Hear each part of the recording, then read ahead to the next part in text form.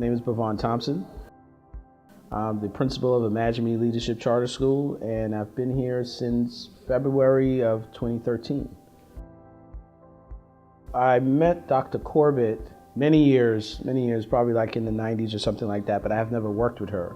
She was a principal, I was a teacher, and then, fast forward maybe sometime in 2012 or 2011, we went on a school walk together. And so that was the first time she ever saw me in sort of like a leadership role.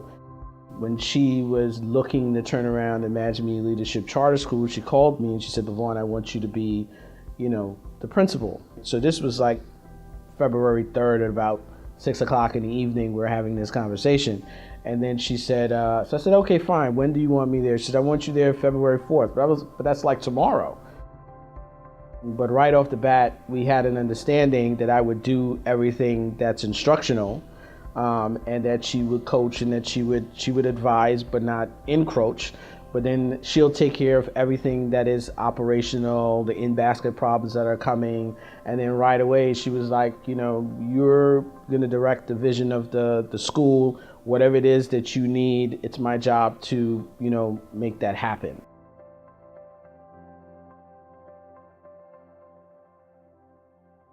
Well, just based on my experience as a former principal myself, I thought it was very important when I was a sitting principal, as well as when I came in here, that I provide a kind of support that I, as a principal, would have appreciated when I was a sitting principal.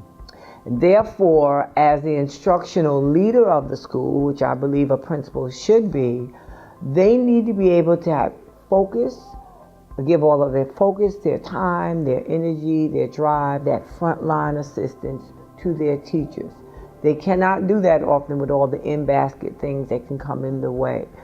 As the executive director, it is my responsibility to make sure everything else lines up with the vision that he has for the school, so that his drive, the vision, the academic targets that are set are clearly achievable.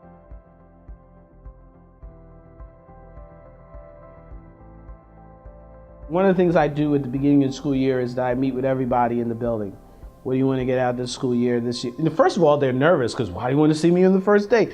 I just want to talk to you.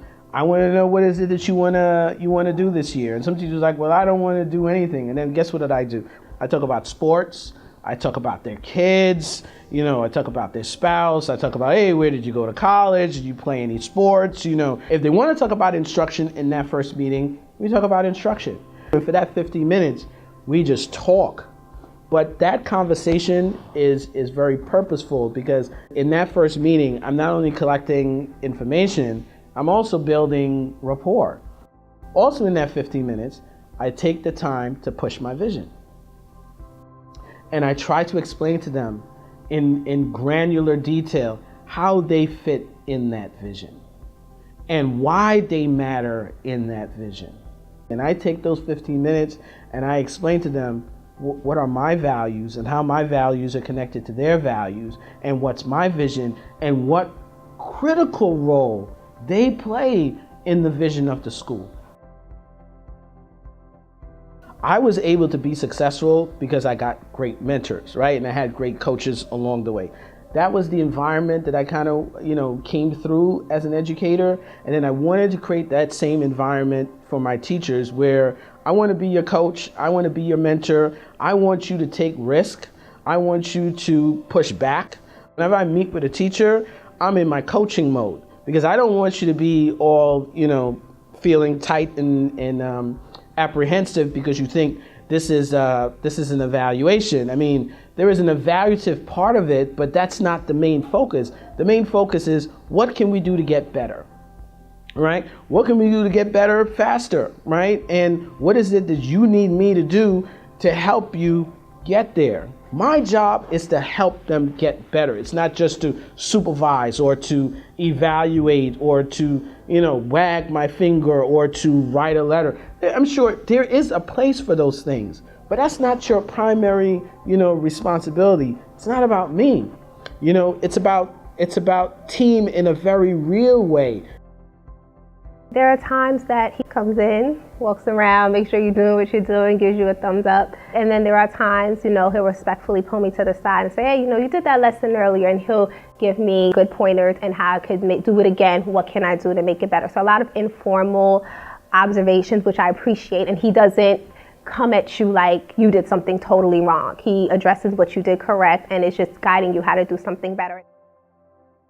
Our principal, our executive director, and our director of curriculum, they have a very open door policy where we can come in and seek advice and crunch time situations and how to handle parents and students and how to properly facilitate the curriculum that is being taught here at the school.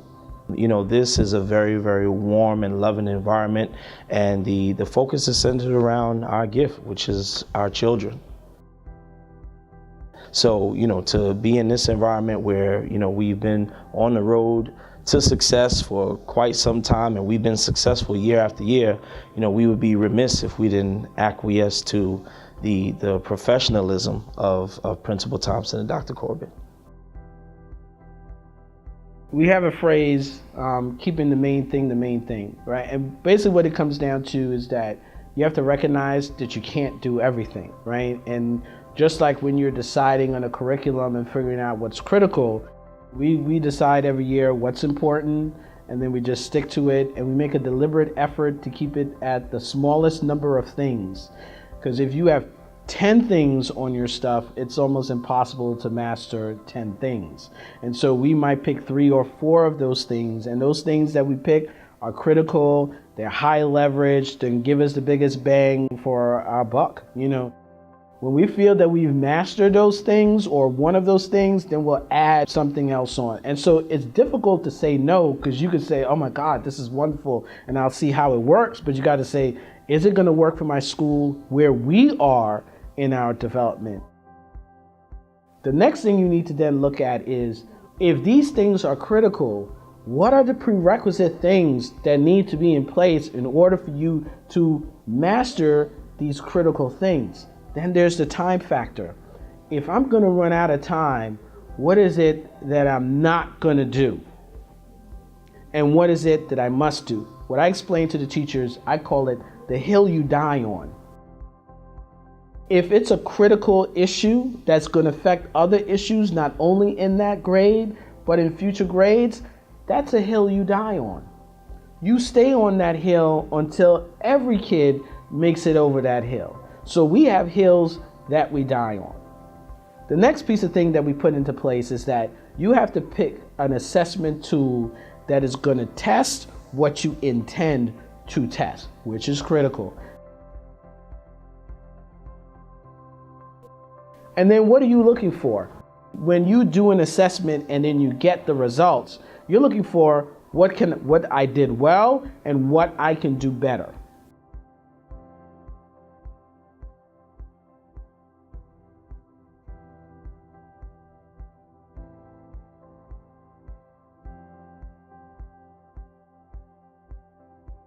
Whenever you move a school from where we were in 2013 to where we are right now, it takes an exceptional team of individuals. No one gets anything done without a team. And I think at Imagine Me, I would say hands down, we have the best team anywhere in the city, and we would not be able to enjoy the kind of success that we have if it wasn't for our office staff, if it wasn't for our teachers, our grade advisors, our executive director, our director of curriculum, all of those people working in concert for one single goal. And I think that that's amazing, because Imagine Me was more or less dying in 2013, and now it's a vibrant organization. And it's a vibrant organization because everybody is vested in the success of these students, and everybody understands the consequences of getting it wrong, and everybody understands the blessing that's going to be for our community, the blessing that's going to be for our city, the blessing that's going to be for our state, the blessing that's going to be for our country, the blessing that's going to be for our world if we get it right. Our product is our kids. They're what we produce. They are our legacy. They are the ones that allows us to make a mark in the world. What I say to anybody who visits our school and to our teachers, everybody wants to live their life with purpose. Everybody wants to know that they've done something in the world. And what's unique about Imagine Me, if you work here, if you volunteer here, if you participate in this in any way, that's a direct manifestation of your purpose. You can say, I have made a difference. That my pebble did hit this big water in the universe, and I have created a ripple, and it's going to spread out all the way through time.